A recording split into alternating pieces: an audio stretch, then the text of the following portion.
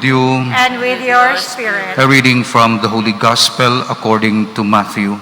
Glory to you, O Lord.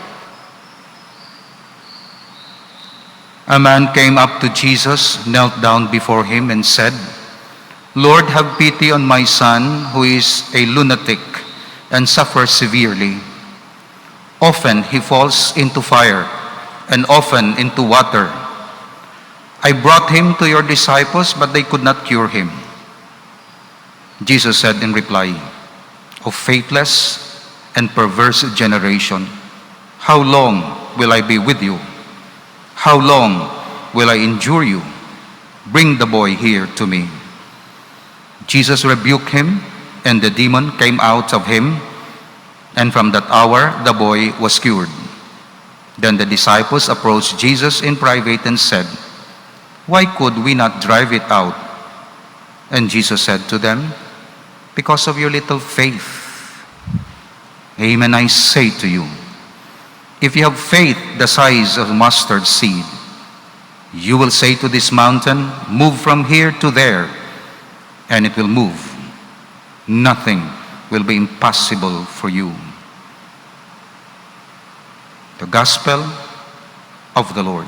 Praise to you, Lord Jesus Christ. All please be seated. We have again the opportunity to continue our deepening of faith, especially in the doctrine aspect. I usually do not focus my homily on the Gospel because you have several sources for your meditation about the Gospel, but seldom do you have the opportunity to listen to the catechesis of the Catholic Church.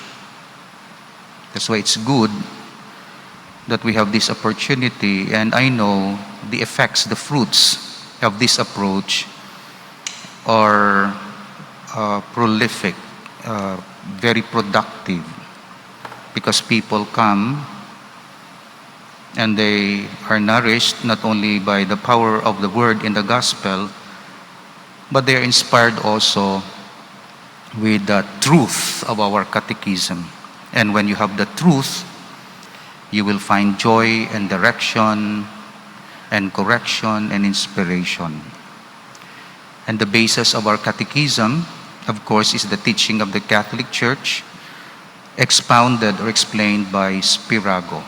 That's why we have printed this book, 3 volumes, the green one, the blue one, and the violet, the purple, for your guide, for those who are willing and interested to acquire one. So we can review this from time to time, and you can even do the advanced reading if you want, okay? Or you can even select what you want, okay? From green book, or blue book, or purple book, okay? The green book, of course, is about faith, doctrine, the love of the knowledge of God. The blue book, of course, is the commandments of God, the commandments of God. And then the purple is the grace or the sacraments, because we need these 3 to know God, to obey God, and to have recourse to the grace of God, so that we'll be able to fulfill and actualize our vocation. Last time, we have meditated on the 3 important elements of faith, namely sacred scripture, then tradition, and then magisterium. Sacred scripture, the written word of God, and we have this in the Bible, the Old Testament and the New Testament. And other Christian denominations are strong on this, as well as the Catholics. That's why we have our Bible, and we read the Bible every day in the Eucharist, in the celebration of the Mass. And we have the Psalms, the prayer of priests, the breviary. Then we have the tradition, which is not tradition like dinagyang or the way we celebrate our birthdays or bury our dead, but traditions in terms of the teachings of the saints, the practice of the apostles. In fact, tradition preceded the scripture, because scriptures are actually the written report of the previous practice of Christians. That's why tradition came first. And then after several years, the practice of the Christian community, they put it into writing, and we have the gospel, at least the New Testament. So it's not true that we all absolutely based, primarily yes, but absolutely, exclusively based our teaching on the scripture without consideration to any other sources. Is not true for the Catholics, because we have two deposits of faith: scripture, the written word of God, and tradition, okay, unwritten but still true. So that's why when we interpret the Bible, we also have parallel the teachings of St. Augustine, the teachings of the Council of Nicaea, the teachings of the Constantinople about the Holy Spirit, or about the Blessed Virgin Mary, the motherhood of God. So side by side. So we not throw the teachings and then focus on the scripture, but we use the scripture in the light of the teachings and practices of the church fathers and of the saints. The magisterium is also important, the authority of the church, and the magisterium is found in the office of the Pope and the Bishop. Only the Pope and the bishops have the teaching authority, official teaching authority. The Pope has the official teaching authority over the universal church. The bishop is the teacher in terms of faith and doctrine in the diocese or in a community entrusted to him. They have the magisterial authority. Magisterial because they have the last say, so to say, in his diocese on the part of the bishop, and in the universal church in the part of the Pope. So other theologians, they do not have the magisterial authority, the official, because they are not Pope and bishops. They have only the doctrinal authority. So they can write books, of course, with nihil obstat imprimatur of the bishop. That's why when you publish catechism, you publish the Bible, you have to ask permission from the bishop, the imprimatur, because he has the magisterial authority. So you just simply print and publish without any permission, asking permission from the archbishop.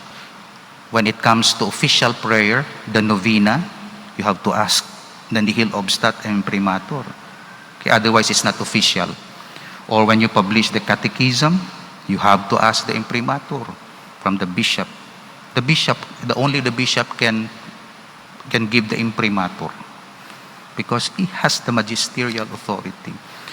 Otherwise, everybody is a bishop and can publish anything and can just say anything over the radio or broadcast it on TV, even if it's wrong, and then claim it as Catholic.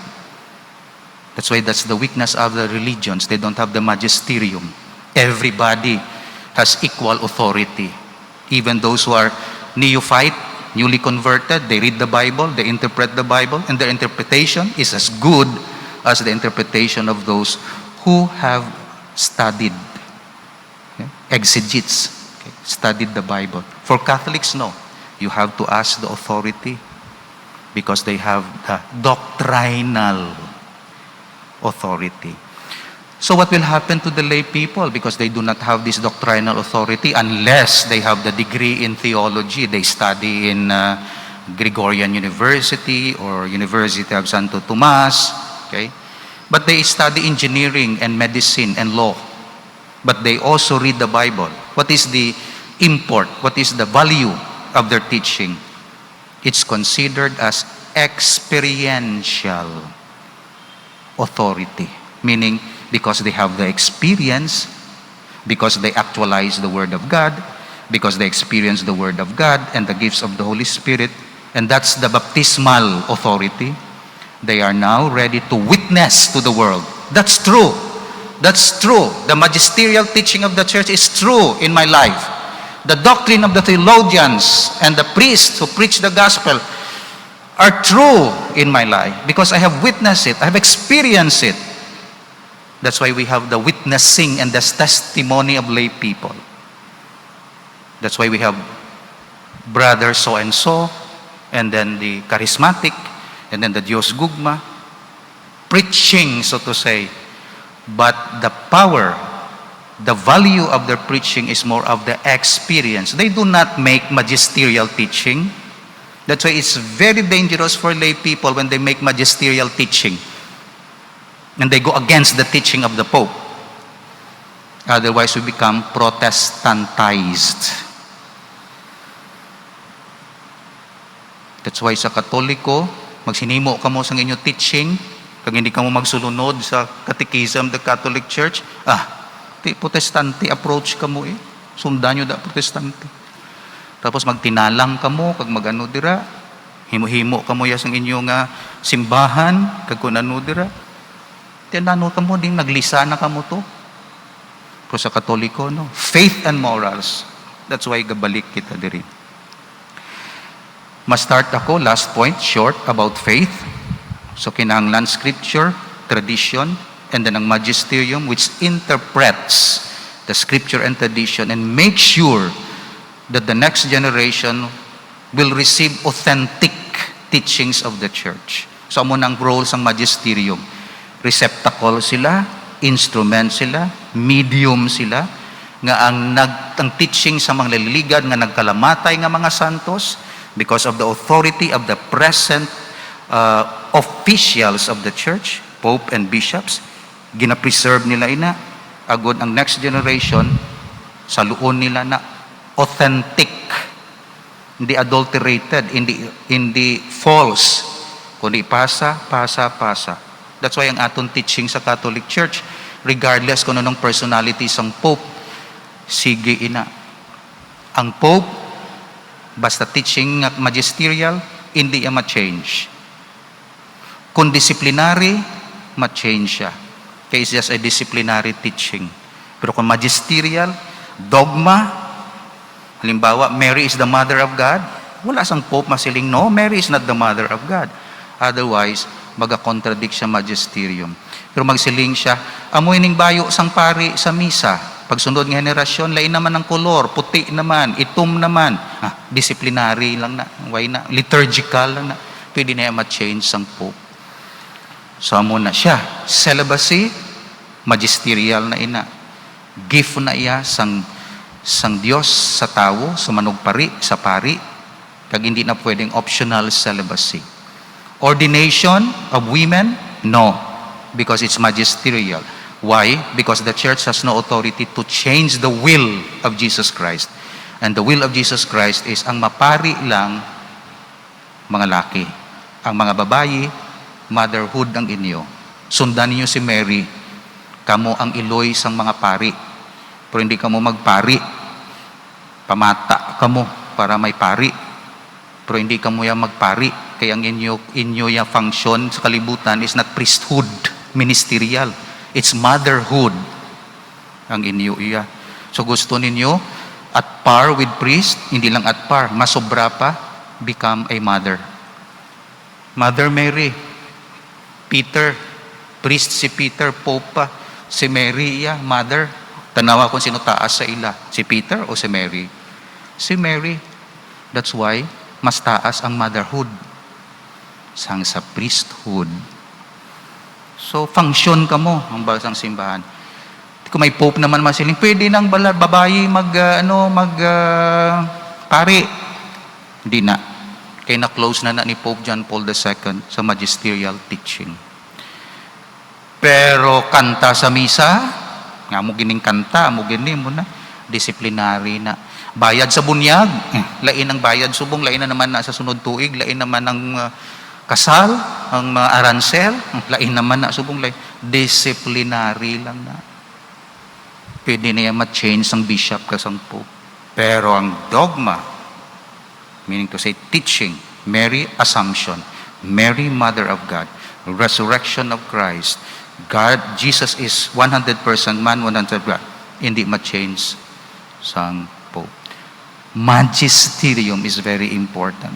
That's why kung hindi kita mag-respect sa magisterial teaching of the church, karamutsing gidaton simbahan, kay ikaw mangin Pope, kay ikaw mangin bishop, ikaw na lang sundon, kay mas labaw ka pa sa bishop.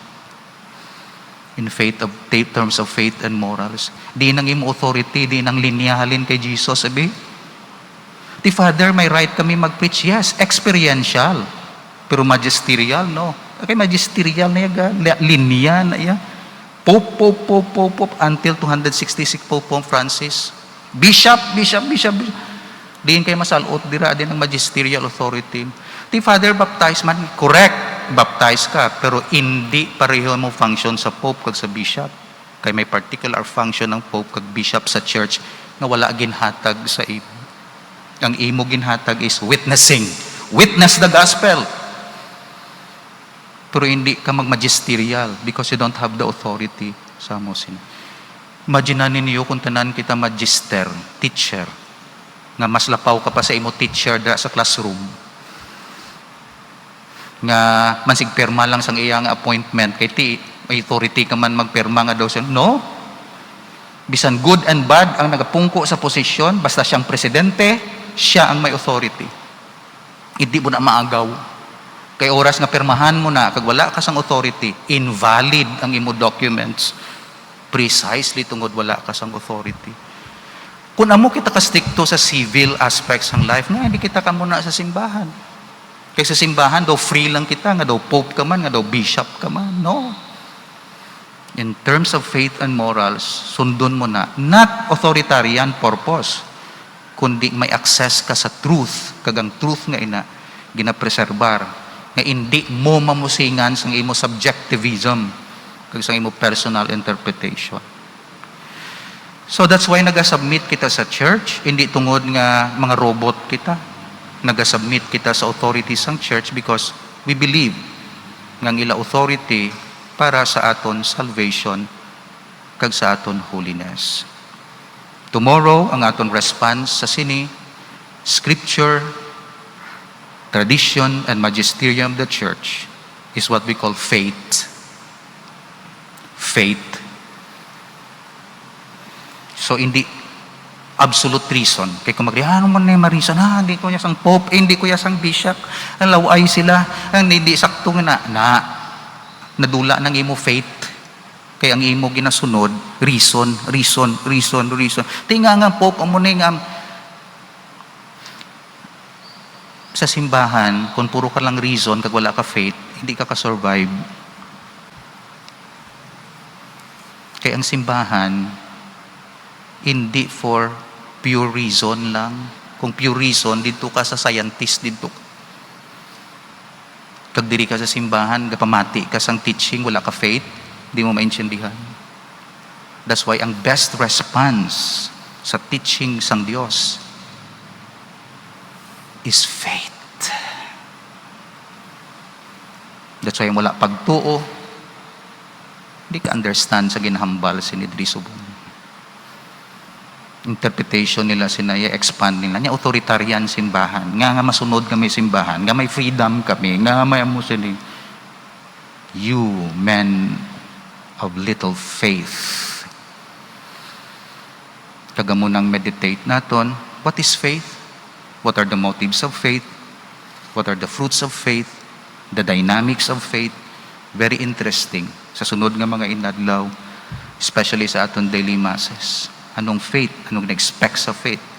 Paunahan ta ka mo. Ang objects ng faith is the truthfulness of God. God is always truthful. Kag tungod truthful siya, bisan hindi ko maintindihan, I believe sa iya ginapanghambal. Because God does not deceive and cannot be deceived. Kung ikaw, gabutig ka, Paano ko kasalig sa imo? Pero siya, wala ginagabutig. Bisan ano hambal sa akon, saligan ko siya. Bisan hindi ko maintindihan, tungod wala siya gabutig. That's why mga bana, andam ka mo. Kay oras na magbutig ka mo sa inyo asawa, bisan once, madula gani ang trust and confidence sa imo asawa. Bisan tuod pa ang ginahambal mo, di siya dali-dali magpati.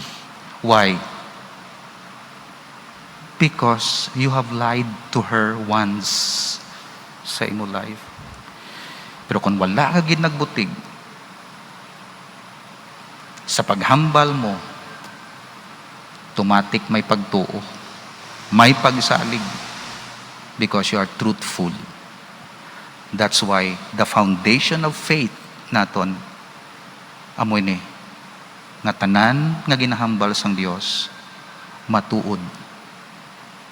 Kag wala siya nagabutig, kag hindi mabutigan. Kag ang tanan nga ginahambal sa Biblia matuod. Bisan kung kaisa nagarebelde ka, pero hindi ka makasiling di ko da magtuo. Kay diri ginbutang ang truthfulness sang Dios. Thou shall not kill. Daw di ko na magtuo haw. Di mo na lack of faith kasi na. Kay mismo ang nag-create sa imo nga Dios nagasiling, thou shall not kill. Bisan ano mo pa-rationalize ina. Wala gabutig ang Dios, pinakamaturan. That's why nabutang diri may apostasy matabo sa kalibutan. Ang tao amat-amat mabulag sa Dios. Mabilin lang remnant.